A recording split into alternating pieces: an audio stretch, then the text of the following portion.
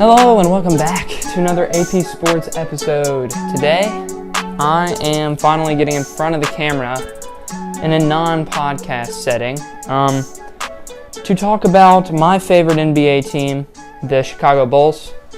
I've been wanting to make this video for a while, but haven't really had a lot of time with schoolwork and all of those necessary and moving pieces. College applications, ACT, stuff like that. But I have also been waiting for the right time as we recently hired Billy Donovan as our head coach, finally firing the clown known as Jim Boylen. Absolute, probably the worst coach in NBA history if you ask me, but the Bulls are in a really tricky situation because we've been rebuilding for the past 4 or 5 years, ever since we traded Jimmy Butler for Zach Levine, Lauri Markkanen, and Chris Dunn, or at least the picks that turned into those guys. And it's been really down, honestly. There haven't been a lot of ups. The biggest up for me would be our drafting. Garpax, the old management, they, in my opinion, did a great job of drafting talent for the Bulls. They got Lauri Markkanen. They got Wendell Carter Jr. We just picked Kobe White, who I think looks really, really good and like a future starting point guard for the Bulls moving forward. We haven't really made any big trades. We got Otto Porter Jr. last year, but I don't know how good of a move that was with his injuries. But all in all, I think our drafting's been really good. We've been safe with it, but we've also been able to get... Wendell looks like a defensive, an all-defense team. He really does. He looks fantastic. And Lauri has shown, like, sparks of all-star level offense. Like, last year, his offense went down so much because of Jim Boylen.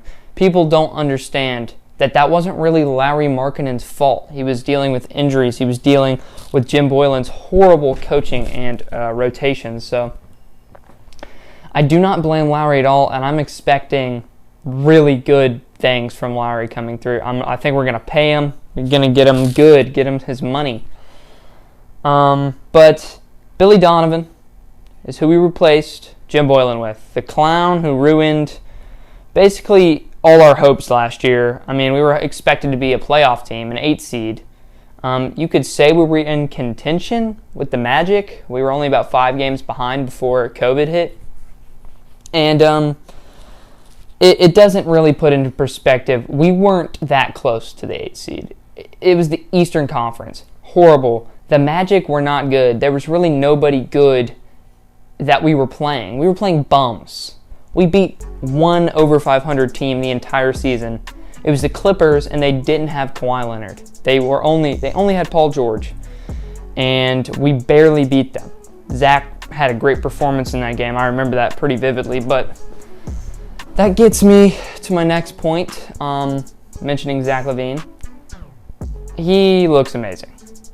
He does, and it's hard to say my thoughts on Zach because I don't want to think this is the best he can get, but from what I've seen and kind of just seen around the league, he doesn't have what it takes to be a superstar. I think he can be a really good second option, but for now, I think that he's a good star for the Bulls to have, but we're going to need something else if we want to take it to the next level. Like, I don't want to say Anthony Davis because everybody talks about him for the Bulls, but obviously Anthony Davis and Zach Levine together would be insane. That would be amazing. But Zach had all-star numbers, looked great. Shooting guard for the Bulls, number 8. Love him. Love the guy. He's awesome. And my biggest strength with him is that he wants to win. I don't think he would be selfish if he were to take a backseat to somebody else. He's been on the Timberwolves his rookie year, tore his ACL. Then he came to the Bulls in that trade, and then playing really good. And he's improved steadily over the years. And this year he had his breakout, is what I would like to call it. Averaging 26, like 4 and 6 or 4 and 4. He looked amazing. And I think he wants to win over all of that. He'll take a backseat. He'll take a drop in the numbers as long as he can contribute to a winning basketball team. And he has the talent to do so. So, with that said, I think he's our best trade piece. If we wanted to get a superstar, we would have to let go of Zach Levine. But it's hard to say. I would like to see another year of Zach Levine in a Chicago Bulls uniform. But that's all I really have to say about Zach. Next up, I mentioned him before, Billy Donovan is our new head coach. Billy Donovan is also another curious case because he's in a really odd position with the new management. Just got hired by Arturas Karstanovas and Mark Eversley, the president and GM of the Bulls. And I think he has this visual as a really fantastic coach, when in reality, a lot of his success in Oklahoma was due to Chris Paul really turning on the Jets, and Shea looked really good, and Gallinari. Not to say he was bad. I think he's been bad before, but he coached fine this year. But he's not necessarily the best coach in the NBA or a Coach of the Year candidate, in my opinion. But the best thing about him, the number one thing that the Bulls needed, was a culture change and a coach that can connect with the players. And that is really what he is. He kind of has shown throughout the years, like a really good example is Joakim Noah, obviously Bulls legend, Florida Gators player. Billy Donovan coached him at Florida. They grew a really great connection together. They know each other and are friends now, and that's a testament to Billy Donovan's ability to connect with his players and Billy Donovan's ability to kind of understand that his players they're professional basketball players. This is their job. They're getting paid millions of dollars to play basketball. I don't think Jim Boylan fully understood that. I think he saw a lot of, okay, these are my guys, this is my team, when in reality, the NBA is a lot more about unity as a group. And the coach isn't going to be able to punish the players. And it's not a college setting. It's different. And I was surprised because Jim Boylan has been in the NBA for an incredibly long time as an assistant coach. I think he got the wrong message from those he's coached behind. That I can push them, I can make them better, but he's not pushing them in the right way. He made them clock in like it was work. Like literally clock in like you're working at McDonald's. He was calling timeouts with 10 seconds left to run a play that he thinks would be really good in the future. But when you think about it, it's the NBA that they're talking about. This isn't college. This isn't a game you can just throw in the trash like that. Even if you're losing by 25. The players don't want to be associated with a team that's calling timeouts down 25 points with 10 seconds left just so they can run a rinky-dink play against the other team's bench to see if they can get a good play that maybe can work in the future. Really stupid stuff from Jim Boylan. I can go on and on about that, but I won't. There's a couple moves that we need to make going forward. I've talked about Zach Levine, Larry Markkinen, and Wendell. Probably our most notable rookie, definitely our most notable rookie last year, Kobe White. Fantastic point guard. I love him. Love the way he plays.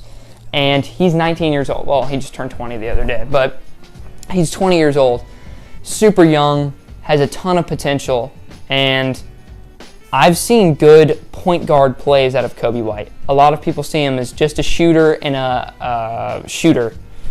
Just that's it, just a shooter. And he's so much more than that. He's a slasher. He can take it to the basket. He can run so fast. I mean, I'll put the play up, but there was this time against the Cavaliers where he literally ran so fast against a guy. I don't know who it was, but the Cavs player just hit the deck. Like, he couldn't catch up with Kobe. That just is a good example of Kobe White's speed and athleticism. He can throw it down. He is an amazing three-point shooter. I think he hit the most threes out of all rookies last year. Really good.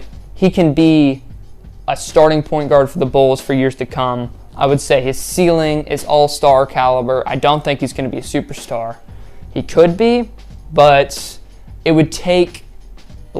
I don't think he can be a superstar and win because he doesn't have the passing that is needed for that. But neither does Zach Levine. So that's a big hole for the Bulls is where are we going to get these passes and this playmaking from? I think Kobe has a lot of room to improve in that area.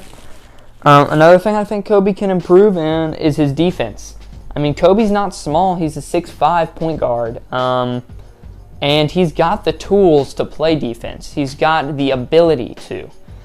But it comes down to, does he want to put the work in the gym?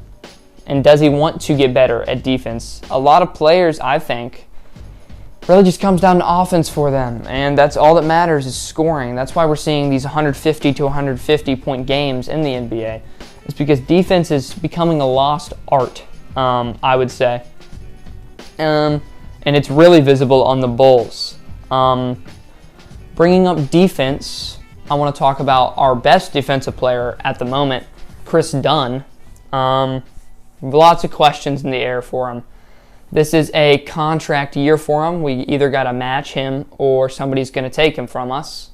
I've seen rumors. I've seen people talking about Chris Dunn and, the Hawks might be going after him or the Mavericks.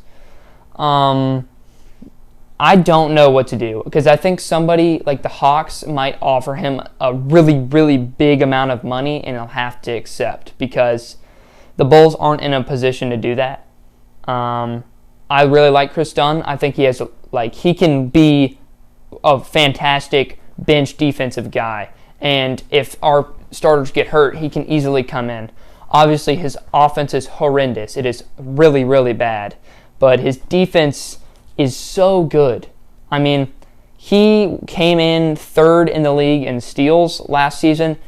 That was all the way towards the end of March when everything got cut off because of COVID. He was injured in January and didn't play another minute in the NBA, and he was still third in steals. He is one of the best defensive players in the league. Obviously, shit offensive player, but you can't get everything, and especially with a guy like Chris Dunn, I'm not going to expect him to be a great offensive player. He's pretty bad. He's pretty awful at offense, but his defense is so good, it keeps him as a viable option on our team. And I think a team like the Hawks are going to take advantage of that when they have Trey at point guard, who is an awful defender.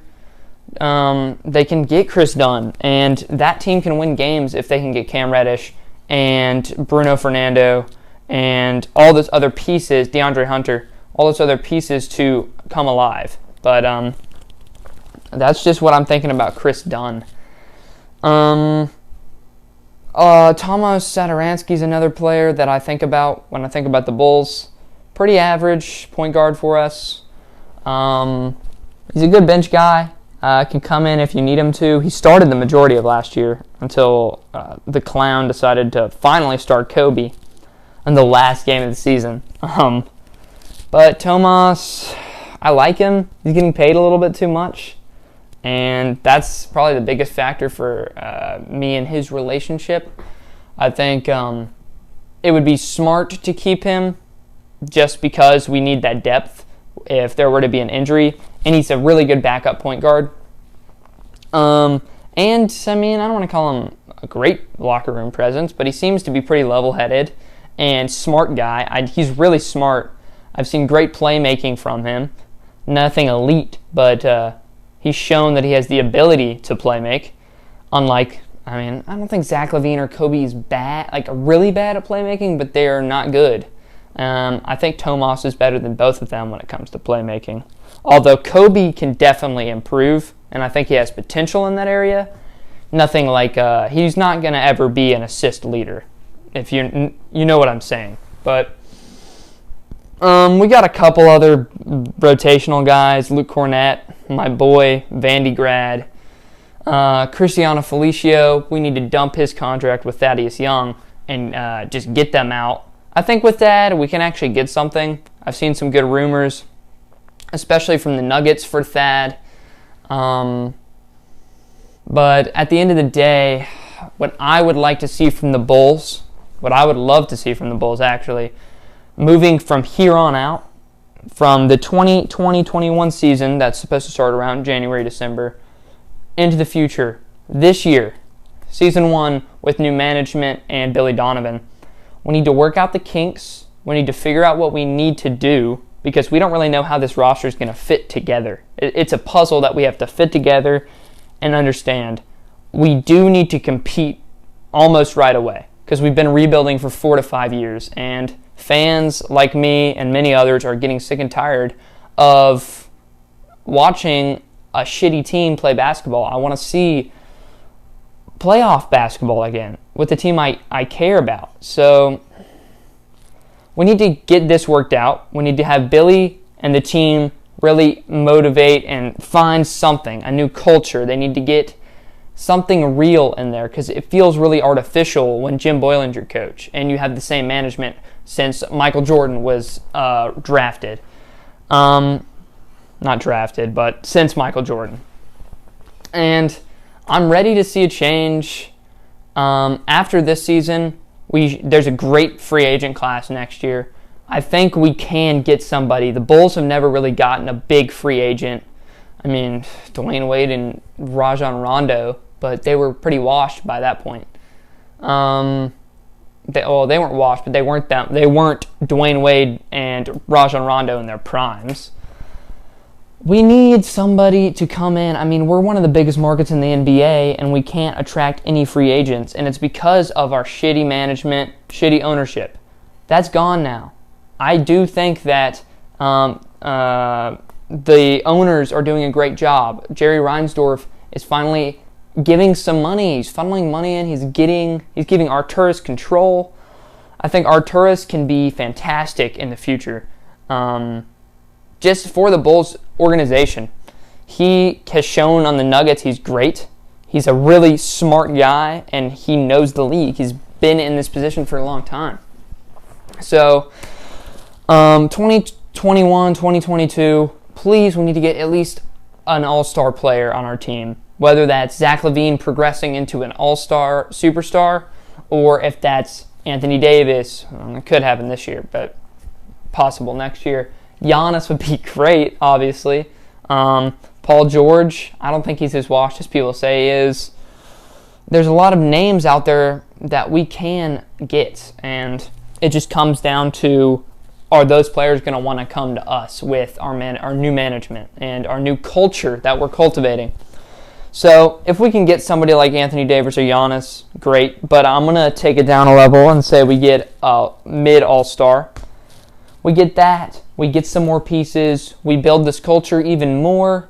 Billy Donovan, I think, can lead us to the promised land, potentially, if we get somebody in 2021. But only time will tell. But that's kind of my plan. Now I want to get into the draft. We have the number 4 pick. So, fantastic. The draft lottery gods blessed us. They didn't force another number 7 down our throats. And one thing that I think is a little overlooked when it comes to Arturas Karsonovas is he is a draft. He drafts talent over fit. So he's going to draft the best player on the board, whether that be LaMelo Ball, who I think will be gone. Denny, I would love. He's my number 1 guy. Love Denny. James Wiseman, Anthony Edwards, Obi Toppin. If we can somehow draft one of those guys, well, we will. We're number 4, but one of the 3 top, Anthony Edwards, LaMelo Ball, and James Wiseman, I think that's what Arturas is going to do. But in my humble opinion, I think Denny Avdija is definitely the best fit and up there with one of the best players in this draft. He's shown he has talent. He's super young. He's tall. He's athletic and... Athletics, he's on the edge of athletic. He can be athletic. He's still growing. If he can bulk up, he's going to be fantastic. He's got really good playmaking, really good defense. His defense is awesome, by the way. He needs to work on his shot, but I don't think it's horrid. Obviously, his percentage is pretty bad, and it looks really funky when he's shooting. He's so tall and lanky from the three-point line. It looks pretty mid, but it's just about making the shot, in my opinion. So I really do think Denny's the guy to go forward with. Speaking of the draft, even more, if we were to maybe package a trade away, Zach and the 4th pick for like an above-average player, better than Zach, obviously, but I could see us doing that. Maybe get some. I think this draft is not necessarily the most superstar heavy, but it's got a lot of picks down the line, like 15, 16, 17, that can be pretty valuable. There's some guys that are really talented. There's a lot of good defense in this draft, which is a priority for the Bulls. So I don't know what we're going to do. I do think an example of Arturas doing this talent over fit, he drafted Yusuf Nurkic and Nikola Jokic in the exact same draft. Both big, tall centers from Europe who play pretty similar styles of game. Well, they did at the time. We didn't really know what Jokic was going to do in the league. But he was just drafting, and he was getting the pieces, and he'd figure out what to do with them after he assessed them. I think that's what we're going to see from him, from Arturas. I want us to draft Denny. I'd be very upset if we don't, but I don't know. It depends on who's on the board. If Wiseman, Ball, and Edwards are gone, if those three are gone, I do believe we'll pick Denny. If one of those three is still on the board, if the Warriors take Obi Toppin or somebody like that, I don't know what we're going to do, because at that point, he has to decide between fit and talent, and I think he'll go with talent, knowing his past. So I'm a little worried about that. That's all I have to say. I'm finally ready to move on from the Jim Boylan era. Although it's short-lived, it has been horrendous and very sad to watch, especially with the expectations we had last year. I mean, people thought the Bulls would be kind of good last year, and we showed that we weren't and that we needed more help. And Zach had his breakout year. Kobe, obviously, we got a steal with him at 7. But I'm excited for the future for the Bulls. Please subscribe if you're watching this deep into the video. I'd really appreciate it. It helps the channel out a lot. Leave a like. It keeps me going. I know we have like no subs or no views. I don't care. It's great to be able to get content out and to work on my skills as a content creator. So please do give me a subscription and a like. And please stay tuned. The podcast will be coming out regularly. I know it's been pretty choppy with all my stuff going on with applications and whatnot, but I'm ready to get back into the swing of making videos. Check out the Instagram. We're famous. Thank you, Lamar Jackson, for that. Yeah, check it out. And thank you guys so much for watching, and we'll catch you next time. Peace.